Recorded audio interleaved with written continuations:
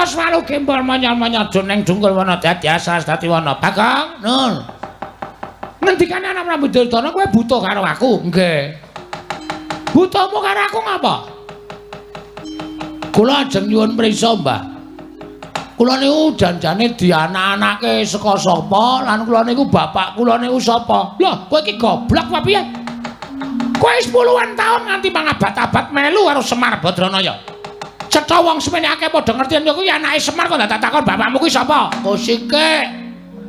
Nek mung perkara kula anake Semar wae pancen ya do ngerti kabeh ning jebul setelah kula cek teng kelurahan niku ternyata kula niku mung anak pepekan. Kula niku mung anak angkat. Kula niki jebul di adopsi karo Semar. Lah asline kula pengen goleki karo bapak. Bapak kula sapa? Nek pendhita-pendhita ngendi pertapane? Nek ratu, alhamdulillah aku anak ratu. Ratu ngendi negarane?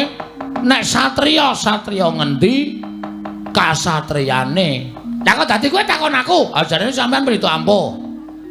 Perkara ampuh karo ora kene aku ora ngerti karo bapakmu. Mergo laire dhisik kowe. Ah, kula ngerti nek laire ini dhisik kula mbane sampean. Nek sampean iku kondang pendhita ingkang wasis ngerti karo lelakon sing panjenengan boten ngerti, ngerti karo lelakon sing bakal lakon tegese netra sampean iki iso nyawang masa depan atau masa lalu.